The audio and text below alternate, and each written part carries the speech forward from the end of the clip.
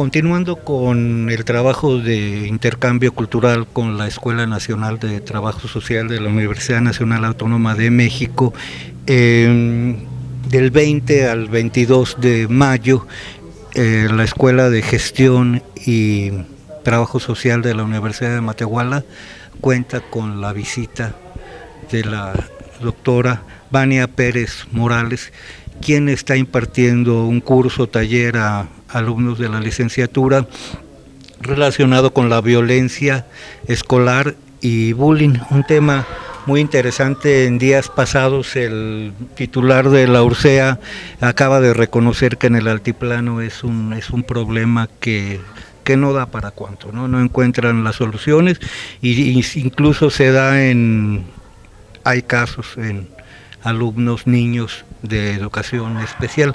Va a ser muy interesante platicar con ella. Bienvenida, maestra. Muchas gracias. ¿Qué tal? Buenas tardes.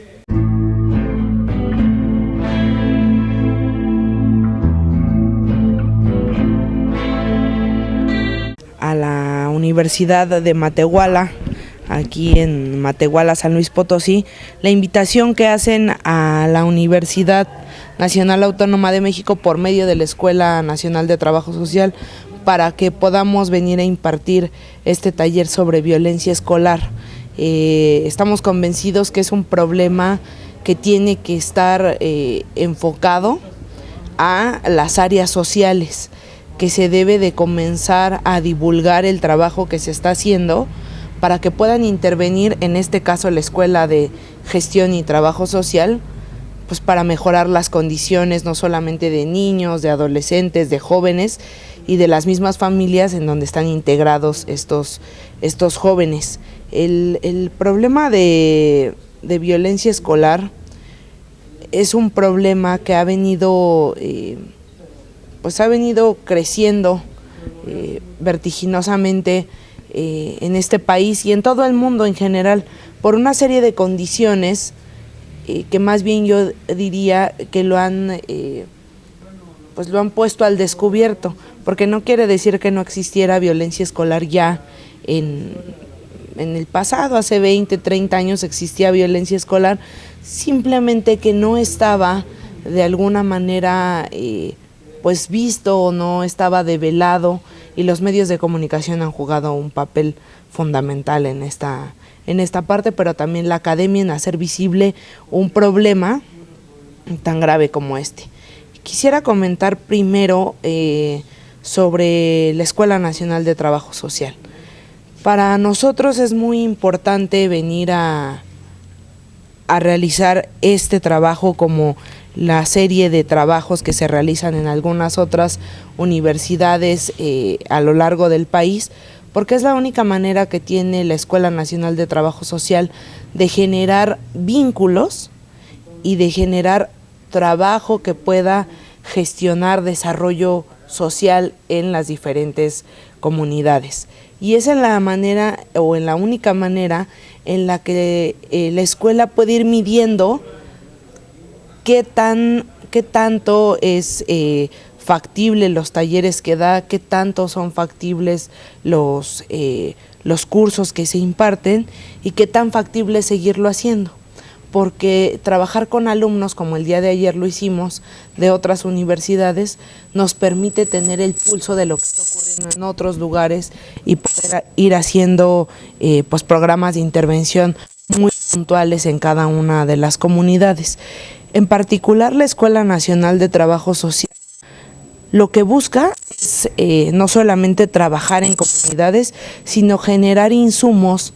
Me refiero a insumos académicos, libros, textos, manuales, que ayudan o que promuevan el trabajo social a partir de cómo poder hacer gestión social, cómo hacer desarrollo local, cómo intervenir en problemáticas de violencia, de seguridad, de conocimiento de derechos humanos y entre otras muchas temáticas. Y la otra es el trabajo en campo, que puede ser de la mano de estos manuales o de estos textos o con la experiencia de los colegas trabajadores sociales, profesores de la escuela, que van a trabajar en el campo para para efectivamente ver si sirven o no estos programas de intervención y poder poner en práctica los conocimientos que tienen cada uno de ellos y poder hacer que comunidades se desarrollen, poder detectar problemas,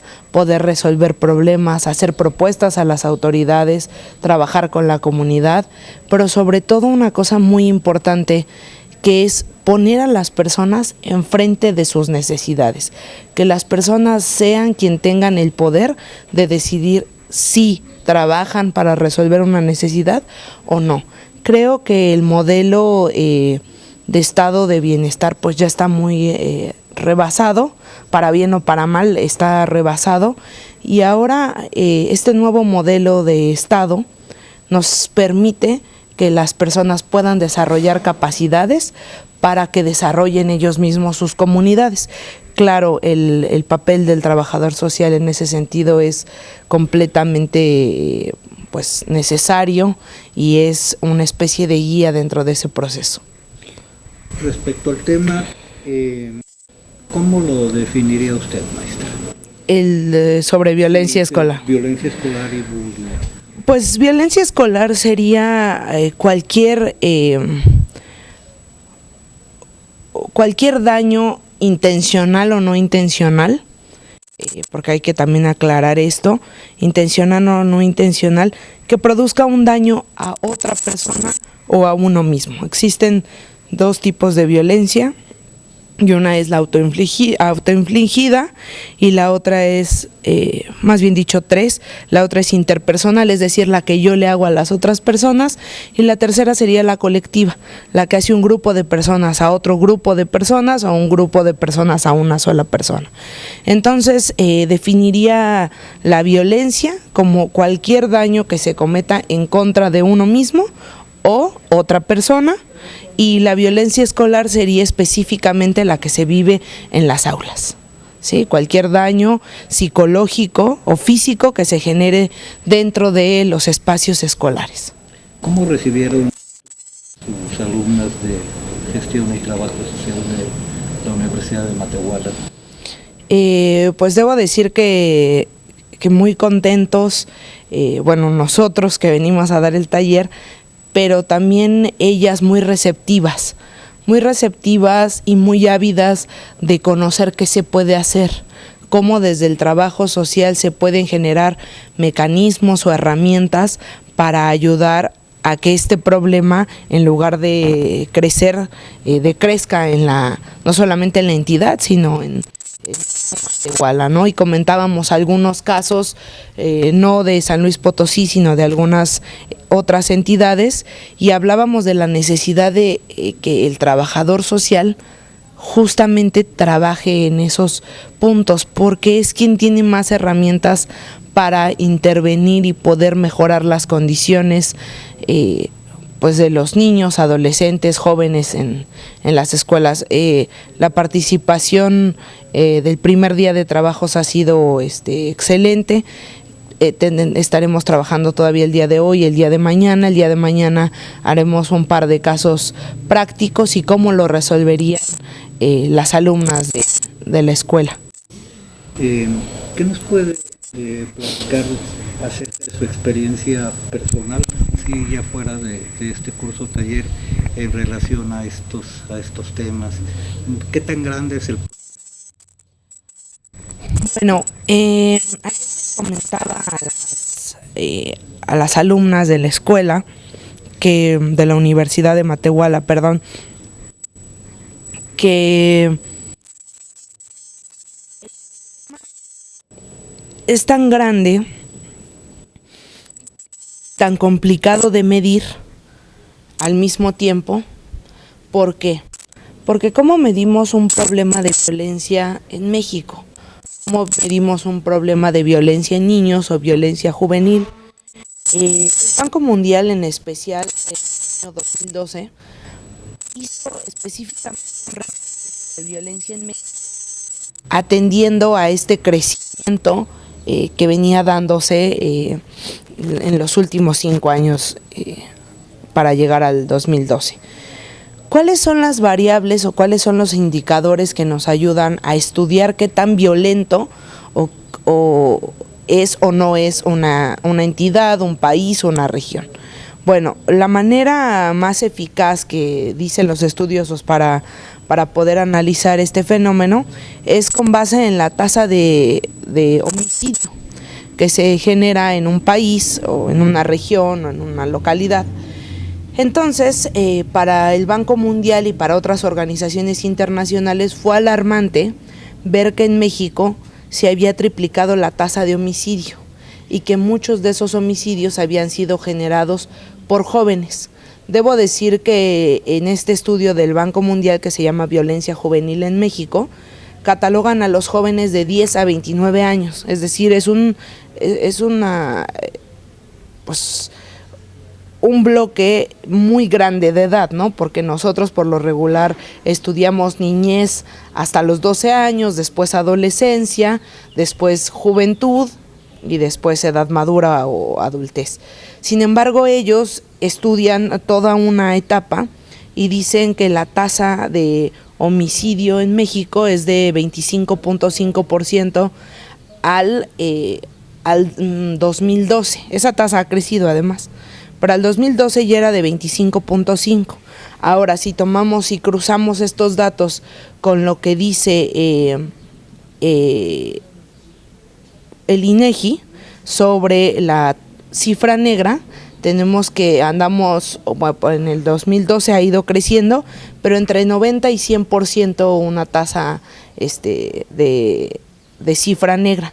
¿Qué quiere decir esto? Que por cada uno de los homicidios que conocemos, en realidad hay 9 o 10 homicidios que no se denuncian. Las cifras que tenemos solamente son las cifras que están registradas por las procuradurías. Y de ahí un dato muy alarmante es que la mitad, más de la mitad de estos delitos ocasionados son por jóvenes de entre 18 y 24 años. Y no quiero criminalizar a los jóvenes, simplemente pues hay más jóvenes hoy en México y por tanto toca que los delitos los cometan más jóvenes que otro grupo etario, pues, por el simple hecho de que son más, ¿no? Entonces, 6 de cada 10 delitos en nuestro país los cometen jóvenes, 9 de cada 10 delitos los cometen jóvenes hombres, pero lo alarmante es que donde podemos ver que el problema ha crecido, es que los jóvenes son los principales agresores y los principales generadores de violencia en nuestro país, pero al mismo tiempo es el grupo etario más afectado en violencia en nuestro país. ¿Qué quiere decir esto? Que son víctimas y victimarios. Entonces, el problema es grave porque no se ha encontrado un programa eficaz que pueda atender este problema que cada vez está creciendo más. No puede ser que en el 2015 haya niños jugando a secuestrar a otro niño, ¿no? El caso de Chihuahua. No puede ser que haya jóvenes que se dedican a actividades criminales cuando deberían de estar en las escuelas o cuando deberían de estar en actividades culturales u otras. No hay programas en nuestro país suficientes ni efectivos que puedan reducir el problema de violencia que hoy vivimos. En ese sentido hablaría de la gravedad, ¿no? Haciendo estas comparativas hablamos de que es un problema bastante grave.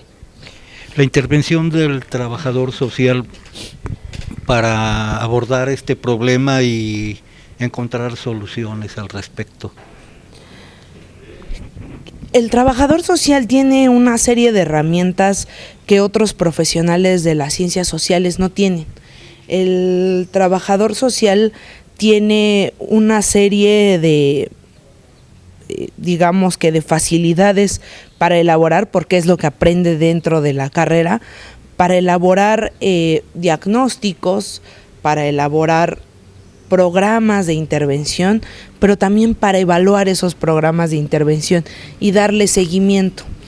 Alguien me podría decir, bueno, se parece mucho al diseño de políticas públicas, pero cuando uno hace un diseño de políticas públicas, se aleja de la comunidad. se propone la política pública, tal vez ayuda a que simplemente, pero se aleja y dice, bueno, yo ya propuse esto. Pero el trabajador social no. El trabajador social es un actor que está presente en todos los procesos, incluso en el de la evaluación, y dirige a la comunidad o al centro escolar o a la población con la que esté trabajando, y está presente desde el inicio, desde el diagnóstico hasta la evaluación. Creo que esa es la herramienta más importante que tiene el trabajador social y que no tienen otras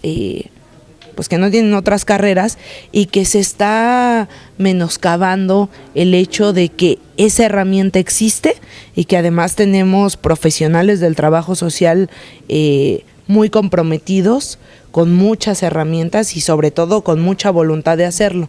Y creo que se está más bien optando por traer gente especialista en otros temas y no en trabajo social, ¿no? Creo que el trabajador social ayuda a entender los procesos sociales, ayuda a entender que el problema de violencia es un problema que además crece en tanto se reproduce en lo social. No solamente es que un niño sea generador de violencia, un joven, sino todo lo que está detrás de este joven que genera violencia y todo lo que está detrás de la víctima de la violencia, ¿no? Todos los círculos que tienen que ver con la familia, con la escuela, con los amigos. El trabajador social alcanza a ver todo ese impacto. Y otras profesiones, pues yo diría que podrían limitarse solamente a algunas partes o a la atención de lo individual, como sería la psicología, y creo que deberíamos de explotar esa parte. Si vemos que un buen porcentaje de las familias mexicanas son disfuncionales y existe violencia intrafamiliar, ¿de qué manera pueden intervenir en ese contexto o detectar el maltrato hacia los menores o el bullying en las escuelas, si también dentro del propio hogar se genera esta violencia? Sí, justo el día de ayer hablábamos sobre este tema, sobre este punto en específico, y veíamos que el bullying es un problema que no se gesta en las aulas, es un problema de reproducción social. Es decir, lo que yo vivo en el día a día con mi familia y con la gente con la que estoy. Y por eso al principio dije que no necesariamente la violencia es intencional.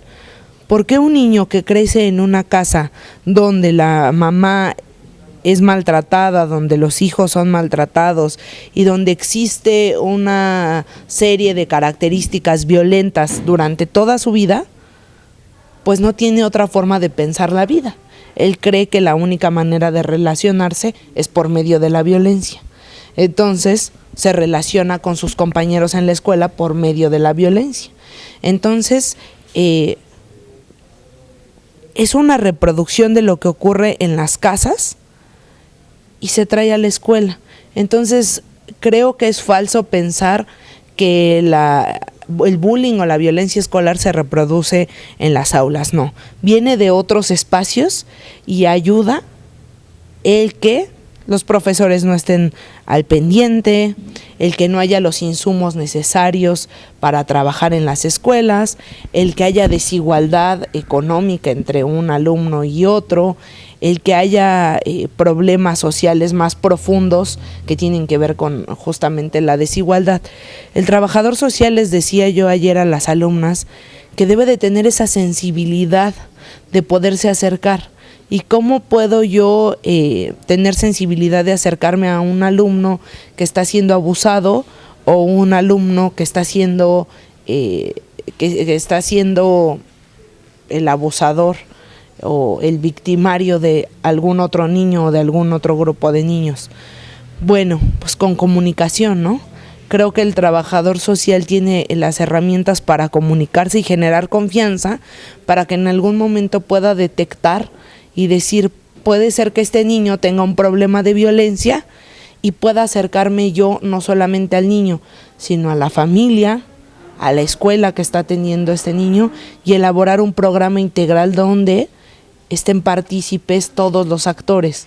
Y cuando digo todos los actores, deben de participar los profesores, las autoridades de las escuelas, los niños mismos, las familias, todos aquellos actores donde se mueva el niño, porque si se le da atención solamente al niño, el problema seguirá reproduciéndose.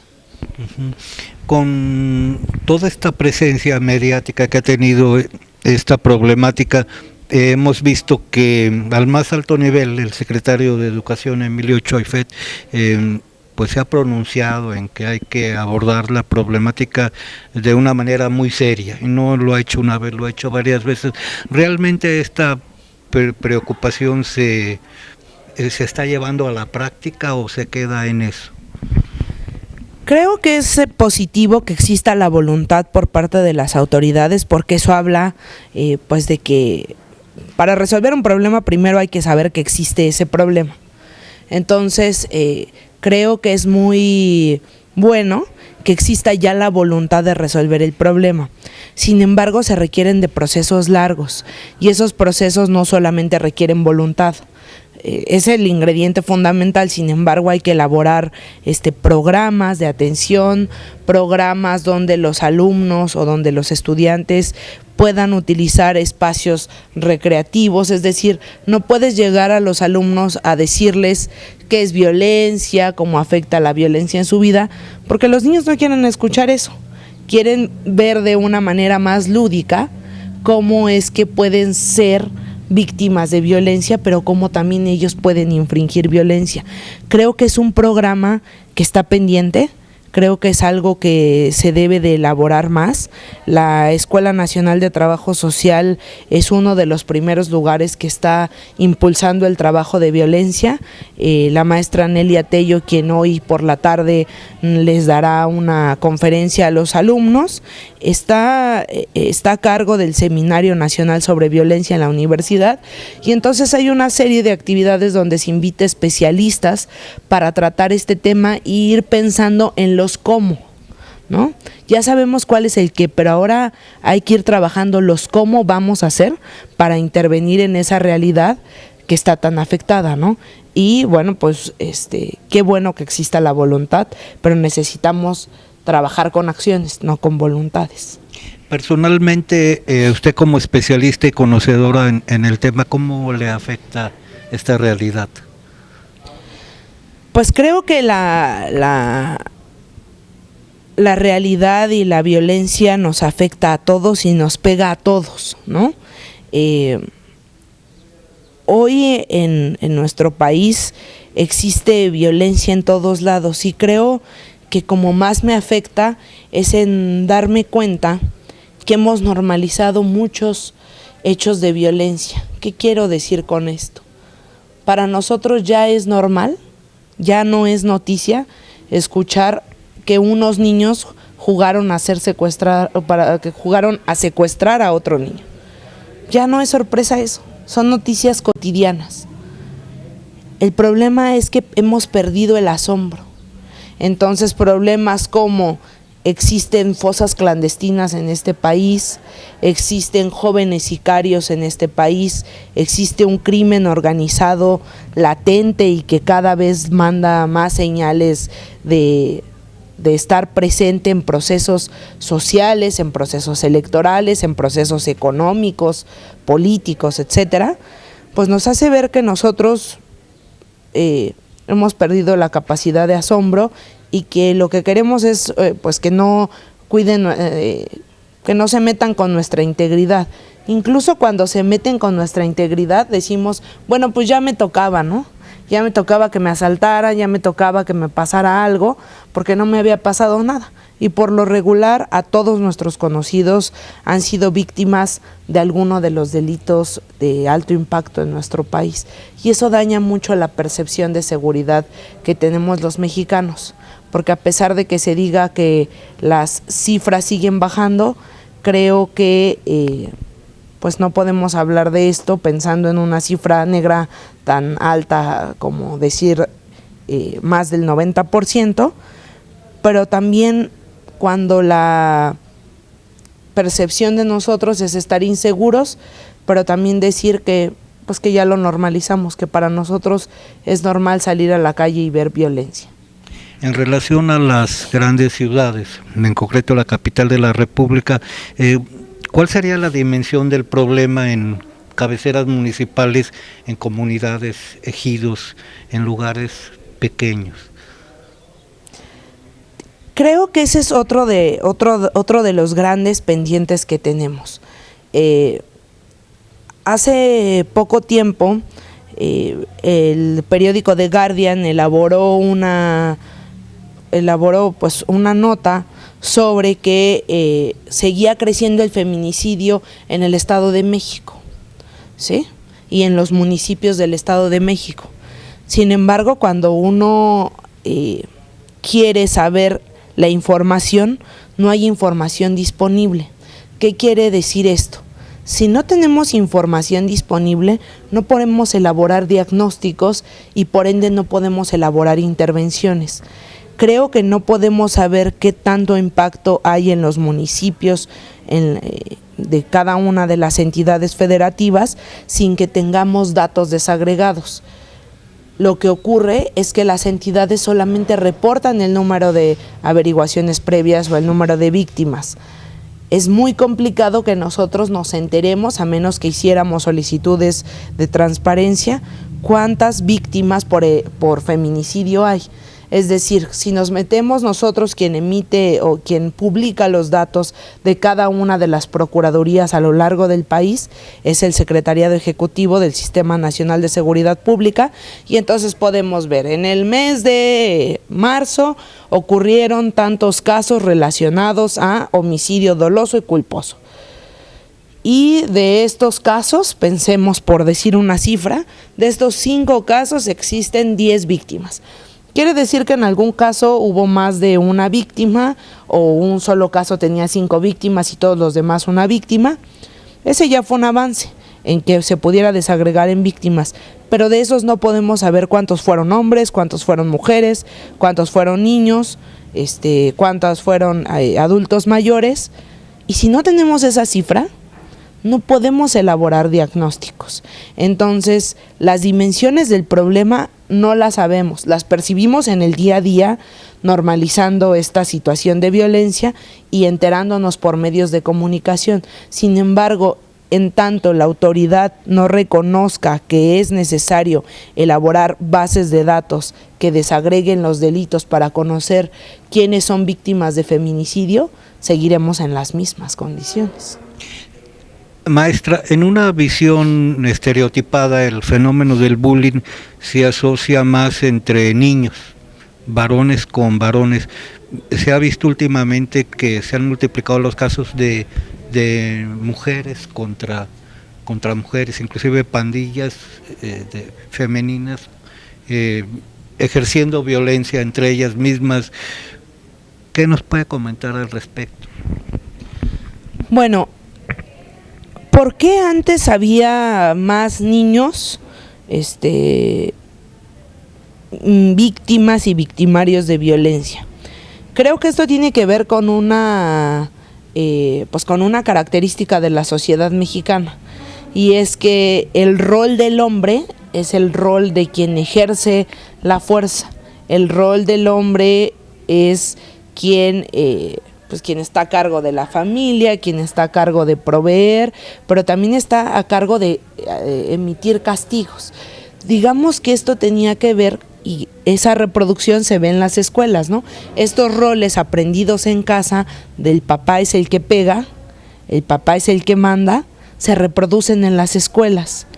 Sin embargo, también tiene que ver con otra característica, y es que antes en los espacios había más hombres, ¿no? Si pensamos hace 20 años, iban más a la escuela hace 20, 30 años, iban más a la escuela los niños, porque se creía que las niñas no deberían de ir a la escuela, porque las niñas iban eventualmente a casarse y no requerían instrucción. Sin embargo, eso ha venido cambiando. No quiere decir que la violencia sea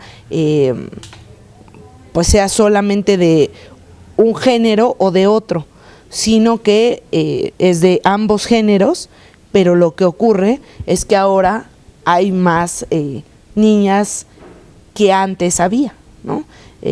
Pero eso también habla de que la violencia en casa está siendo ejercida por padres y madres, y no solamente por padres y madres, sino por las personas que están alrededor de los niños, y pueden ser mujeres o pueden ser hombres, y eso se reproduce otra vez en las aulas. Maestra, por último, ¿qué espera usted de sus alumnas de trabajo social una vez que culmine su curso taller? ¿Hasta dónde pueden llegar y qué tanto les va a beneficiar en su desarrollo como futuras trabajadoras sociales, como gestoras? Creo que lo más importante, y se los decía ayer, lo más importante es que ellas puedan entender que la violencia es un problema grave, un problema que se vive en San Luis Potosí, pero que se vive también en las grandes ciudades, en la Ciudad de México, y se vive en todas las entidades de la República Mexicana.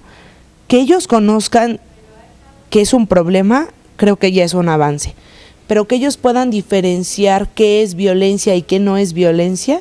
Creo que eso sería uno de los grandes insumos que nos va a dar este taller, ¿no?